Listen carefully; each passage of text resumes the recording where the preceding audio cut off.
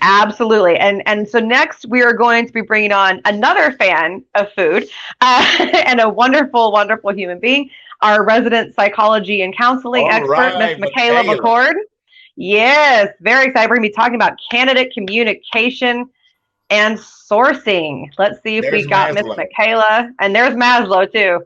He's up there. Oh, Miss yeah. Michaela. Where's Yeah. oh Oh, there she is. With There she is. Hey, Michaela. And we've got Maz. Maslow's going to come up and say hi. Hey, Maz. Oh, no, that's not Maz. That's Alpha, isn't it? Yeah, that is Albert. Albert, his lion. Yes, Albert is one of his favorite toys. I love those names. Those names are appropriate. Well, Yes. We try our best. And he knows them by name too. I'll be like, Maslow, go get Albert. And he knows, or go get Ozzy, and he'll get Ozzy.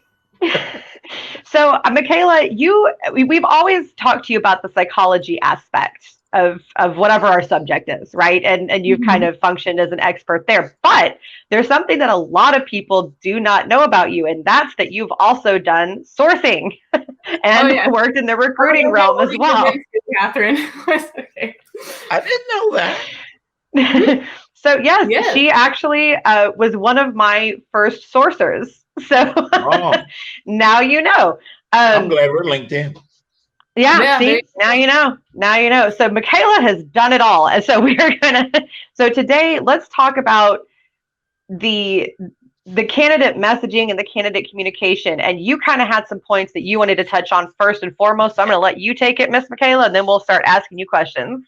Awesome. So the main thing that hit me as far as communication goes, especially when sourcing, or just in general, when you're offering someone a job or a position and you're looking for candidates, the first thing that hit me is that, what do I really not like that people do to me? And what I get a lot of is spam. Like, you just know that they're sending these messages out to everybody. And it's like, hey, we have a new and exciting opportunity. And I'm like, okay. Like you know that it's going out to everybody and you're just another number for them to get their, I guess, quotas filled or like whatever, because as a sourcer, I know I had like a certain amount that I had to do, and you just know like everybody's getting spammed with it. So for me, I was like, I want to feel special. Like, that's the main thing. Yeah. Is really personalize your messages, and you can do it in such a way that it doesn't take a long time to send out a whole bunch at once. Because I know that's part of the deal when you're looking for a bunch of candidates and you're having to message and message and message. It's like, well, I don't want to have to take the time to personalize, but y'all, it can really just be a paragraph that you copy and paste and just tweak a little bit for like the specific candidate that you're on. For instance, I would suggest at least get your foot in the door, messaging something like, hey, Michaela, I noticed that you have a really strong background in marketing and sourcing. So boom, you've already personalized that message. And then just give like a few details about the position, and don't hide anything. Like, that's one thing people will do is like, we have a new and exciting opportunity, but not give you like really good details about it. And on the flip side of that, I want to touch on this real quick, Michaela. The flip side of this applies to candidates. This applies to candidates too, you guys. This 100% applies to candidates when you're looking for a job and you're trying to connect on LinkedIn. So listen to everything she's saying and flip it around for your own purpose. Keep going, Michaela. Yeah. Oh, okay. No, I'm glad you threw that in there because it's so true. It applies to both. But yeah, and so definitely do the first little introduction, like, hey, Michaela, notice you have sourcing and marketing experience. And then a few details, like you don't even have to go into major details because you want to keep it short. You don't want this to be long. People don't want to sit there and take the time to read through a long paragraph. So do something like, we have a remote opportunity that's this many hours a week and this pay range. Yep. There you go. And then to finish it up, just don't ask for commitment. Don't say something. I mean, you can if you want to, but I would suggest don't say something like, what's a phone number? Because that's like, whoa, buddy. Calm down, back it up, hold up a second. I would say something like, I'd love to know if you're interested. It seems like you'd be a really good fit. I can send you more details upon request. Because I love that. Yeah, the point is here is to hook them. That's the point. It's not to, you want to make it personalized. Yeah, that's a different hook 'em, Foster. Different hook 'em, but still, since you started it, hook 'em horns. Hook 'em horns. See my colors? That's right. So yeah, that's what I had to say about the messaging aspect. 100%, Michaela. First of all, I love exactly how you said that, and that's how, as you know, that's how I've always trained my sourcers to message and to be interactive. And job seekers, it's the exact same thing. So when you're connecting to somebody, first of all, do not assume that they want to take 30 minutes out of their day just to talk to you about your job search. Okay. Now, Foster and I both love to help people. We live to help people. Love it. Love it. Love it. Love it. Love it. Love it. But let me tell you something. When somebody messages me and just assumes that I'm going to take half an hour out of my day to just have a random conversation with them, that's very frustrating to me. And it's very much a turnoff. Yeah. Oh, I get it constantly. And I'm glad to help people, but let me offer that. And so I would say always reach out, be personal, and let them know what's going on with you. And maybe just say, job seekers, do you have any advice? Leave it out there, because then they have the choice. They can respond via message or via call. What do you think, Michaela? Yeah, because then it's not taking time out of their busy schedule, out of their busy day. They can do it on their time. And that's why I really prefer the text communication, whether it's LinkedIn, whether it's email, what other apps may be out there. But seriously, because it gives people the opportunity to choose when they respond. Like you said, Catherine, you can't, even though in a perfect world, you would want to take the time out to like really help people. You can't do that for everybody. And me in the helping profession, I totally get that. Because I'm like, I want to help everybody, want to be there. And I'm having a wonderful thing called boundaries. Oh, Lord, I know. I have some thoughts on boundaries. Yes, I know Foster does. And no, Jean-Pierre, by the way, he's asking what a good message would be. Please connect with Michaela and I both. We will answer that privately to you, because I'll want to have a better understanding of what's going on, as would Michaela. But definitely connect with both with Jean-Pierre, and we'll be glad to communicate with you about that. Can I just say real quick?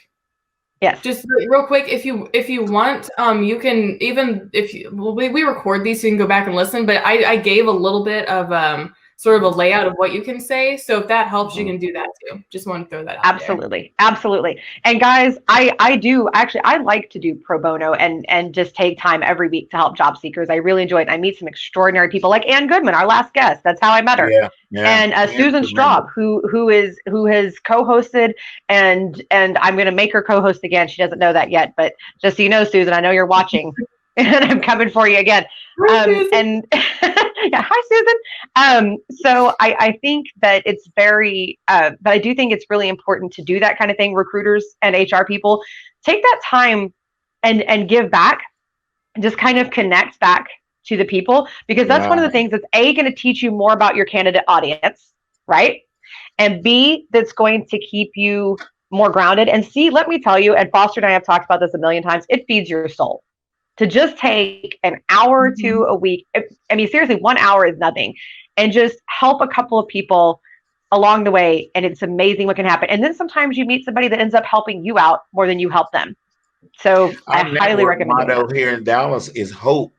Help one person every day. Now I like it. I like what Mark says, because Mark says help. What does he say? Help everybody. I can't remember what Mark says, but he has a better analogy than what we came up with. So help other people every day. That's what he says. That's what it is. That's right. And help other people comes in a different ways. That help comes in a lot of different ways. The ways that Catherine and Michaela are talking about right now. It doesn't take much, y'all. We're people. We're not Martians. Right. I don't know. Michaela might be a little Martian-y. She might be. And definitely Maslow is. That's right. And I've talked about rejuvenation a lot on whenever I've come on, and Catherine, you took the words out of my mouth, because I was thinking it feeds your soul, and then you said it. It's like we're related or something. And but it's from Waco. I love that hope acronym, Foster. Help other people every day. Like that. It really does. And even if you can't help other people every single day, because that can actually be very draining at times, even if you want to, it is such a great way to rejuvenate, because it's very giving. And there's something about, I don't know, like you said, the soul aspect, Catherine, that we're people. Builds back up.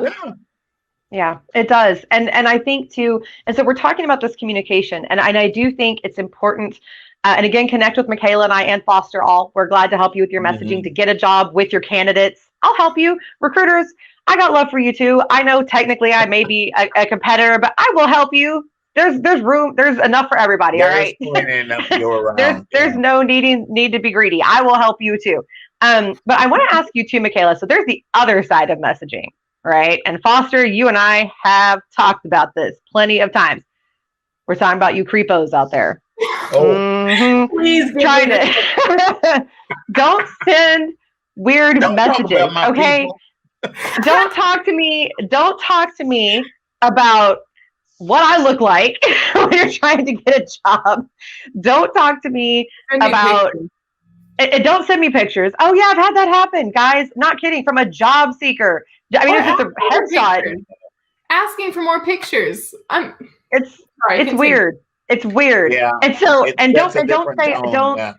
don't approach the person in a personal way when it's a business message, especially if you don't really know them. Really don't do that. I was talking about personalizing earlier. There is a professional way to personalize. Like, don't sit there, hey, Michaela, in your profile picture, I really like the way that the shirt frames, you don't want to say anything like that. But yeah, keep it professional. Yes, keep it professional, please. Foster. Yeah, watching you. No, Foster's very professional. But I think too, so I think that some people just think that they're being friendly. So guys, I'm going to get a little bit specific here, and I'm going to get Foster and Michaela's take on this. Good. Do not message somebody and say, "Hi, how are you?" on LinkedIn. Yeah. It's weird. Okay. Where is this going? Yeah, where is this going? Now? Like, yeah, exactly. Be professional. Connect with Michaela and I, or watch one of the replays. Michaela will post this segment by itself, and you can watch the replay and see her suggestions for messaging. Be personable without being personal. Okay, those are two different things. Someone needs to write different things. Put it on a bumper sticker. Yes. What was it? You need to be personable. Be personable, not personal. That's right. And the other one is say stuff like that. I didn't expect her to say that. And the other thing too is don't ask a dumb question. Don't be dumb. Don't say something like, "What do you do for a living?" Hello, you're on LinkedIn. Look at my profile. LinkedIn profile. Again, it goes back. Is this a dating app? Like what's happening? Yeah. And even when you ask something like, "How are you?" It doesn't just instill in you like, "Oh my God, where is this going?" It's like, as far as romance, it also goes to, are you about to pyramid scheme me? Like what's about to happen? Yes. Like, what's next? Yeah. Yes. Professional person on a professional app. It's not. Yes. I mean, we have Facebook, we have all these other things. That's what that's for. On LinkedIn, it's very professional. I'd like 100%. I'd like to speak for the male testosterone contingent here. So, guys, when you own a company, I do, and a sizable impact, we get a lot of what's it called when people try to sell you something? They send you these. There's a word for that. Spam. Hey, there it is. We get a lot of that kind of spam. But here's what I get. And you guys look at my face. I am not the prettiest thing in the world. And sometimes a lady will say, "Hello there," or exactly what you said before. I know where that conversation is going, and I don't want to go to that city. I don't want to go to Nineveh. No. And let me tell you, that will also get you blocked. Every time it's that. And I don't mean to be mean, but I do own a very impactful company. And when I see that, I've got to move on past that. So I don't mean any harm, but I've got to move on past that for many, many, many reasons. 100%. And I will say too, that is also, just so you know, guys, if you accidentally even come across too personal and people report you, especially more than once, you can actually get blocked from LinkedIn. Oh, yeah. I don't know if you know that. So be very, very careful when you're messaging people. Again, be personable, not personal. Okay? That is perfect. That needs to be a takeaway from today. Like that's a great way to say it. It really is, Catherine. It's true. I mean, you that's how you want to make a connection, right? And here's Mhm. another thing too. Be enthusiastic, guys, and you're messaging to candidates. Talk to them. If you're a recruiter or an HR person, and we talked about this in our last segment with Ann Goodman about being enthusiastic about your culture and the position in the job description. And our next guest was always terrific with that as well, Miss Heather Rios. But let me tell you, it's just as important when you're messaging them and you're contacting them and you're communicating with them to set up interviews about offers, things like that, to show enthusiasm. Don't These candidates want to know that you're excited about them too. You obviously want to, candidates, you're supposed to show enthusiasm for the job, but I'm going to turn that around. Recruiters and HR, that is on you too.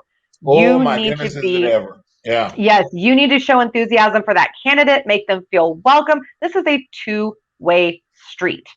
Okay. Get out there, go, hey, I'm so excited to have you. Let's get this done. Yada, yada. Make sure they have all their information. Don't leave them hanging. And if you ghost somebody, recruiters, I will find you. Don't do it. It's Two-way so street. Yeah. hateful. Yes, nothing is worse than that. You're making all of us look bad when you do it. Do not ghost people. There is never a reason to ghost somebody, ever. Even the few times that I've had a candidate that just wouldn't stop, no matter how many times I had to tell them they didn't get the role, and Foster, you've been there. I still give them the dignity of saying, I am so sorry that this opportunity didn't work out. Here are some other resources. I will reach out to you if I get anything in the future. I wish you the best of luck. Dignity is a great word. Yeah. And you're building a relationship, guys. A lot of times we don't know we are, but we're building a relationship, and you never know. And especially as much technology as we have, you never know when you're going to cross paths with that person again. So what do they remember about you when you had that first engagement? Foster. Yes. It's true. It's true that, and I've had people, and actually recently, all of a sudden this past week, I've been bombarded with people that are coming back to me that have worked with me at different times that are coming back. Hey, I remember you. I liked how you responded to me. What can I do? They came back, and some of these people are, by the way, not people that got offers through me. Okay. They just remembered that I treated them like a human being, and I gave them dignity, and I gave them respect. And I circle back, and I'm not perfect. I have made mistakes and taken a little too long to get back to a candidate or something like that. I'm not going to sit here and pretend to be perfect. That's not right. That's part of the game, man. That's part of the game. It happens, and I apologize when it happens. It does happen, but recruiters, treat your candidates like people and treat them as valuable as they are. Okay. These people, especially if you're planning to make them an offer, all that, you better treat them like they're worth it. Because right now, trust me, they have options. I know people think, oh, COVID's coming to an end, yada, yada, yada. I can just have anybody I want. They're being picky, and good for them. A lot of times, given COVID or not, a lot of times the hiring managers have such a stringent requirement of what they're looking for. Guys, a lot of those people are not in the market. We may have to reach outside of the Dallas-Fort Worth market to get who we're looking for. So are you even nice? I mean, is it even nice to talk to you? I mean, that kind of thing. I have made the mistake as a young recruiter moving too fast. I didn't mean to, but I ended up having another job that the person that I slighted, I needed to go back to because they were perfect for the position. And then I had to call them back, and they looked at me, or, back in the day we met in person, they looked at me like, Foster, are you for real? Yep. And I remember that. I remember that mistake. Don't count it to my heart. Count it to the system. That's right. And Michaela, I wanted to ask your opinion on one more thing, because this is something that I've been seeing a lot of lately.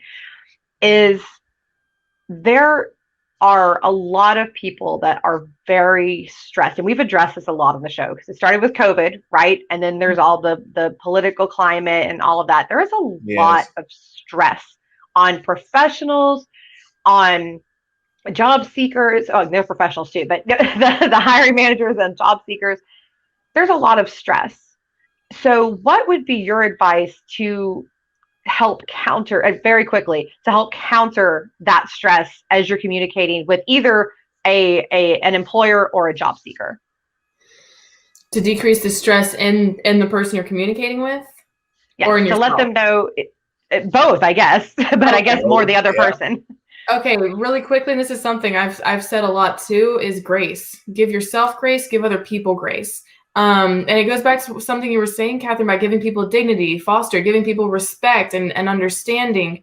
Just being kind, and to understand that there is a lot of stress going on now. And I mean, it goes back to the golden rule of do unto others as you want them to do unto you. Like that's grace. And since I only had a minute there, that's what I want to fall on for that. It's a good lesson. I completely agree. And the human understanding aspect right now during COVID, with things like dogs running back behind you, or if you hear a child in the background, normally, obviously, you wouldn't want that. And job seekers, please do your best to minimize that type of distraction. But if it happens, employers, don't be so harsh. It's not helped right now. And thank you, Michaela, for coming on today. We enjoyed it as always. It was great to get that sourcing perspective. Bye.